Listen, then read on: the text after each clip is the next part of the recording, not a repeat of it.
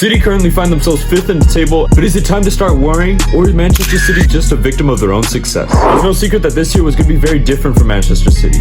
Last year they came off winning a treble, and yes, they kept most of the team, and a lot of important players did leave. The likes of Captain Ilkay Gundogan, who came up clutch time and time again at the end of last season. Players like Mahrez, who you knew would always put in a good shift. Manchester City tried to replace those players adequately. Aside from the players that have already left, injuries have absolutely hampered this team as well. Most notable, Kevin De Bruyne being out for half the season was always going to be a huge miss. Rodri constantly getting injured or suspended is something that's also hampered the team as well. And also players just being out of form. We've seen players like Ruben Dias, who was absolutely world-class last season, just fall off a cliff in terms of his form this year, as he's been one of the worst performing defenders in the top 6 this season. But as we've seen every year with Manchester City, there's a moment in time where the public starts to doubt them, and everyone thinks they're not going to win the Premier League, and they go on some crazy 20-game win streak, and they win the whole thing.